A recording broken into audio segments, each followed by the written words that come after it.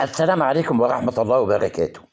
تحياتنا لكل متابعي قناة محمد الحشاش عاشق الكيان في كل مكان وزمان. حلقتنا هنتابع مع بعض كابتن سيد عبد الحفيظ مع إبراهيم فايق، وهيقدم لنا روجيتة علاج ما وصل إليه حالة فريق كرة القدم بالنادي الأهلي، ورسالة للجماهير وعشاق النادي. أيضا الإسقاط الذي لا يليق إلا أسقطوا عليه أحد آه، في قناة الأهلي، وهو طلب لا داعي لأن الوقت لا يسمح. هنتابع مع بعض ولنا تعليق بعد المتابعة. فوارد ان انت كنت تكسب النهارده، لكن الحاله بتاعت الفرقه هي مش في احسن حالها. تمام. واتكلمنا قبل كده كتير وقلنا، وكل واحد عارف كويس قوي ان الفرقه محتاجه، وان الفرقه محتاجه تدعيم ومحتاجه رجوع من اصابات يعني. تمام. وبالعقل وبالمنطق في الوقت القريب يعني. انت السنه اللي فاتت بدايه مثلا من خط الدفاع كله، انت تلاقي الشناوي، محمد هاني، محمد عبد المنعم، علي معلول، وياسر ابراهيم او رامي ربيعه. ايوه. انت متخيل ان الاربعه من الخمسه دول ممكن ما يبقوش بيلعبوا؟ ايوه. تمام. ودول الاربعه في خط واحد لظروف بقى مختلفه. تمام. ما بين الرحيل، ما بين الاصابه، لكن الحقيقه ان اربعه من الخمسه او ثلاثه باستثناء ان هاني رجع يعني الحمد لله بالسلامه يعني. فده في خط واحد كتير.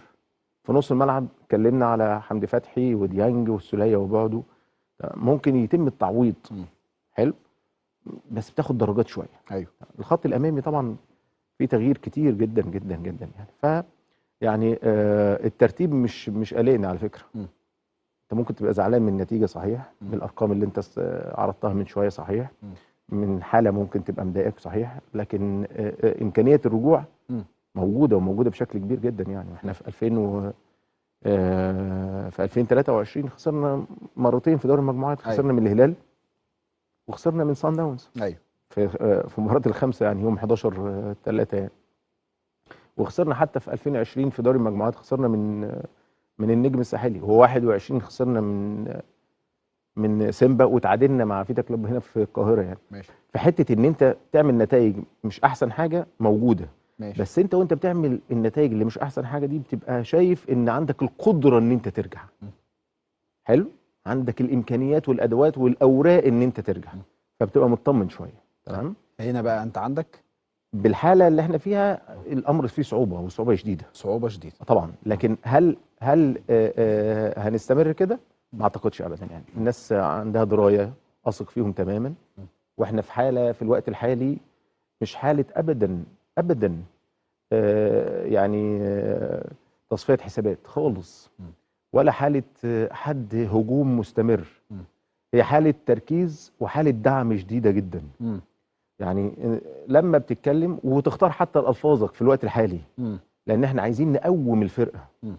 فمش تصفيه حسابات مع حد خالص. لازم اللي موجود دلوقتي كل محب للاهلي وكل مساند للاهلي وكل من يعني خير الاهلي عليه لازم يدعم في الوقت الحالي، لان احنا في وضع مش سهل خالص. ما حته الفارق؟ التركيز والتدعيم تبقى هي الاساس، مش حته اللوم والعتاب دلوقتي خالص. ده مش وقته خالص. هي ايه حته الفرق ما تدعيم بين وتركيز. ما بين وضع روشتة للعلاج او لمحاوله افاقه الفريق، وما بين النقد لنفس الغرض، ومن الدعم يعني؟ اقول لك، احنا رحنا للدكتور كتير جدا. كل الادوات وكل الاعراض عند الدكتور دلوقتي كلها. مين الدكتور؟ الدكتور هي اداره الاهلي. اداره الاهلي. تمام. هي موجوده، فهم عارفين كويس قوي اللي هيعملوا، وانا اثق فيهم تماما. هيعملوا الصح في الوقت الحالي او في الوقت اللي جاي كمان. حلو. لان كل الحاجات اللي ممكن تتقال دلوقتي اتقالت. ماشي. تمام. ماشي. فكل الاعراض موجوده. ماشي. وكل الحاله موجوده، مش مشتبه فيها. هي حاله وضع يعني ماشي. موجوده وصريحه جدا. المريض كشف يعني خلاص. تمام. وتاكد والاشاعات وكل حاجه. تمام. فانت سيب بقى الموضوع دلوقتي، خلينا مفيش تصفيه حسابات، مفيش حد متضايق من حاجه يقوم طالع قايلها. انا ممكن كنت متضايق من حد عمل عليا اسقاط يعني، لكن مش وقته فعلا. عمل لي اسقاط، انا اشوف ان هو ما يليقش بيا، ومش انا خالص. تمام. يعني السم في العسل. فانا كنت ممكن جاي النهارده بشكل تاني خالص. والله. والله خالص. لكن الوضع في نتيجه النهارده يخليني ما اتكلمش في حاجه خالص نهائي. ده فيسبوك يعني؟ حد كتب حاجه؟ لا ده حد في التلفزيون يعني. في التلفزيون. اسقاط ملوش، مش انا خالص، مش حقيقي. اطلاقا يعني. فالمهم مش وقته، فخلينا نخش في تدعيم فرقه. اختيار التوقيت المناسب بالنسبه حتى لك في مهم. العتاب. بص، الاهلي بفلسفته يعني جمهوره عارف كويس قوي اللي بيعمله، وعارف كويس قوي المسانده، وعارف كويس قوي الدعم، وعارف كويس قوي التشجيع، وعارف كل حاجه. تمام. لكن في اشخاص، في رموز، حاسب قوي وانت بتتكلم عليهم.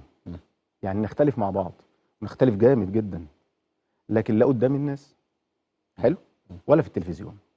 ليه؟ لان عظمه الاهلي برضو في تكبير الكبير. صحيح. تمام. صحيح. ان الكبير يبقى كبير قوي. تمام. لكن اختلف معاه، واقول رايي، وما تقلقش وما تخافش ابدا. ابدا. لان في حاجه اكبر اللي هي الاهلي. صحيح. تمام.